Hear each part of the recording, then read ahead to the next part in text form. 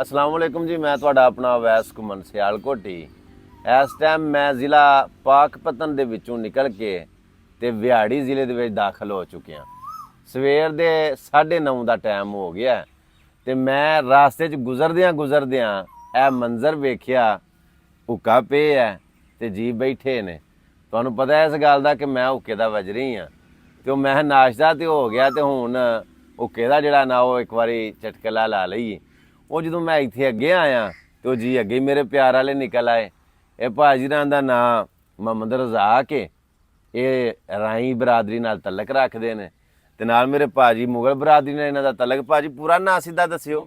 ਮੁਬਸ਼ਰ ਨਾਂ ਇਹਨਾਂ ਦਾ ਜੀ। ਅੱਛਾ, ਉਹ ਮੈਂ ਤੁਹਾਨੂੰ ਇਹ ਸਵੇਰੇ ਗੱਲ ਦੱਸਣਾ ਚਾਹੁੰਦਾ ਕਿ ਉਂਝ ਤੇ ਅੱਲਾ ਦਾ ਸ਼ੁਕਰ ਹੈ ਅਲਹਮਦੁਲਿਲਾ ਆਪਣੇ ਇਲਾਕੇ ਦੇ ਵਿੱਚ ਆਪਣੇ ਜ਼ਿਲ੍ਹਿਆਂ 'ਚ ਗੁਜਰਾਤ ਮੰਡੀ ਗੁਜਰਾਂਵਾਲਾ ਸਿਆਲਕੋਟ ਨਾਰੋਵਾਲ ਸ਼ਕਰਗੜ੍ਹ ਵਜ਼ੀਰਾਬਾਦ ਵਗੈਰਾ ਸਾਰੇ ਮੇਰੇ ਆਪਣੇ ਨੇ। ਇਹ ਵੀ ਕੋਈ ਬਗਾਨੇ ਨਹੀਂ। ਉਂਝ ਮੈਂ ਇੱਧਰ ਆ ਕੇ ਮਹਿਸੂਸ ਕੀਤਾ ਕਿ ਉਧਰ ਨਾਲੋਂ ਬਹੁਤੀ ਜ਼ਿਆਦਾ ਲੋਕ ਇੱਧਰ ਕਰਦੇ ਨੇ ਪਏ। ਅੱਲਾ ਦਾ ਸ਼ੁਕਰ ਹੈ ਅਲਹਮਦੁਲਿਲਾ। ਅੱਲਾ ਪਾਕ ਦੀ ਜ਼ਾਤ ਨੇ ਆਪਣਾ ਕਰਮ ਕੀਤਾ, ਫਜ਼ਲ ਕੀਤਾ ਕਿ ਮੈਨੂੰ ਅੱਲਾ ਪਾਕ ਦੀ ਜ਼ਾਤ ਨੇ ਏਡੇ ਮੇਰੇ ਚਾਹਣ ਵਾਲੇ ਦਿੱਤੇ ਨੇ। ਉਹ ਫਿਰ ਮੈਂ ਆ ਕੇ ਬੈਠਾ, ਨਾਸ਼ਤਾ ਮੈਂ ਕਰਕੇ ਆਇਆ ਸਾਂ ਆਰਫ ਵਾਲਿਓ। ਜਦੋਂ ਨਿਕਲਿਆ ਨਾ ਤੇ ਨਾਸ਼ਤਾ ਕਰਕੇ ਆਇਆ, ਚਾਹ ਪੀ ਕੇ ਆਇਆ ਤੇ ਅੱਗੋਂ ਫੇਰ ਭਾਈ ਮੁਬਸ਼ਰ ਆਖਣ ਲੱਗੇ, ਚਾਚਾ ਜੀ ਰਜ਼ਾਕ ਸਾਹਿਬ ਆਖਣ ਲੱਗੇ ਕਿ ਜਿਹੜਾ ਚਾਹ ਫੇਰ ਇੱਕ ਵਾਰੀ ਪੀਣੀ।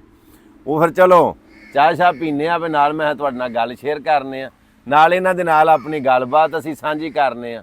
ਭਾਈ ਮੁਬਸ਼ਰ ਹੋਰ ਸਾਰੀ ਖੈਰ ਖਰੀਦ? ਸ਼ੁਕਰ ਅਲਹਮਦੁਲਿਲਾ। ਮਾਸ਼ਾਅੱਲਾ ਮਾਲ ਡੰਗਰ ਰੱਖੇ ਆ? ਜੀ ਮਾਲ ਡੰਗਰ ਰੱਖੇ। ਵਾਹ ਬਈ ਵਾਹ, ਕੀ ਬਾਤ ਹੈ। ਅੱਛਾ, ਇਹ ਨਾ ਜੀ ਮਾਲ ਡੰਗਰ ਰੱਖਿਆ ਹੈ ਡੇਰਾ ਮਾਸ਼ਾਅੱਲਾ। ਵੇਂਦੋ ਬੋੜ ਹੈ, ਬੋੜ ਦੀ ਛਾਵੇਂ ਬੈਠੇ ਇਧਰ ਘੜਾ ਪਏ ਆ। ਹਾਂਜੀ, ਘੜੇ ਦੇ ਵਿੱਚ ਠੰਡਾ ਪਾਣੀ ਤੇ ਨਾਲ ਇਧਰ ਮਕਈ ਦੀ ਫਸਲ ਹੈ। ਇਧਰ ਫਸਲਾਂ ਬੇਭਾਅ ਹੁੰਦੀਆਂ ਨੇ। ਹੁਣ ਮਤਲਬ ਦੱਸਦੇ ਨੇ ਪਹਿਲਾਂ ਨਹੀਂ ਸੀ ਚਾਵਲ ਦੀ ਫਸਲ ਹੁੰਦੀ ਤੇ ਹੁਣ ਇਧਰ ਮੁੰਜੀ ਬੇਭਾਅ ਹੁੰਦੀ। ਮੁੰਜੀ ਨੂੰ ਕੀ ਆਂਦੇ ਹੋ ਤੁਸੀਂ? ਝੋਨਾ। ਇਧਰ ਮੁੰਜੀ ਨੂੰ ਆਂਦੇ ਨੇ ਝੋਨਾ ਤੇ ਮੈਂ ਸਮਝਦਾ ਝੋਨਾ ਆਂਦੇ ਨੇ ਇਹਨੂੰ ਕਪਾਹ ਨੂੰ ਤੇ ਇਹ ਆਂਦੇ ਨੇ ਨਹੀਂ ਕਪਾਹ ਨੂੰ ਅਸੀਂ ਨਰਮਾ ਆਂਦੇ ਆ। ਤੇ ਇਸ ਟਾਈਮ ਮੈਂ ਆਰਫ ਵਾਲਾ ਤੋਂ ਬੂਰੇ ਵਾਲਾ ਰੋਡ ਤੇ ਜਾਂਦਿਆਂ ਡੇਰਾ, ਇਹ ਜਗ੍ਹਾ ਦਾ ਨਾਂ ਕੀ ਵੈਸੇ? ਅੱਡਾ ਰਸੂਲਪੁਰ ਜੀ। ਅੱਡਾ ਰਸੂਲਪੁਰ ਮੁਬਸ਼ਰ ਸਾਹਿਬ ਦੇ ਡੇਰੇ ਬੈਠੇ ਆ। ਭਾਈ ਰਜ਼ਾਕ ਸਾਹਿਬ ਨੇ ਮਾਸ਼ਾਅੱਲਾ ਇਹ ਜੀ ਬੜਾ ਸੋਹਣਾ ਮੰਜ਼ਰ, ਕੋਇਲ ਬੋਲਦੀ ਹੈ ਪਈ ਹੈ। ਇਹ ਸਾਡੇ ਪੰਜਾਬ ਦਾ ਕਲਚਰ, ਸਾਡੇ ਪੰਜਾਬ ਦਾ ਇਹ ਸੋਹਣਾ ਜਿਹਾ ਮੰਜ਼ਰ ਸਵੇਰੇ ਜਨਾਬ ਤੁਹਾਡੇ ਸਾਹਮਣੇ ਪੇਸ਼ ਕਰ ਰਹੇ ਆ।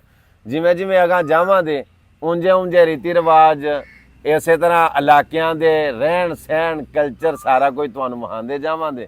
ਲਓ ਜੀ, ਇਹਦੇ ਨਾਲ ਮੈਨੂੰ ਇਜਾਜ਼ਤ ਦਿਓ। ਮਿਲਦੇ ਆ ਇੱਕ ਨਵੀਂ ਵੀਡੀਓ ਦੇ ਨਾਲ। ਆਪਣਾ ਬੜਾ ਸਾਰਾ ਖਿਆਲ ਰੱਖਿਓ। ਅੱਲਾ ਸੋਹਣੇ ਦਿਵਾਲੇ। ਅਸਲਾਮ ਵਾਲੇਕੁਮ ਵਰਹਿਮਤੁਲਾਹਿ ਵਬਰਕਾਤੁਹੂ।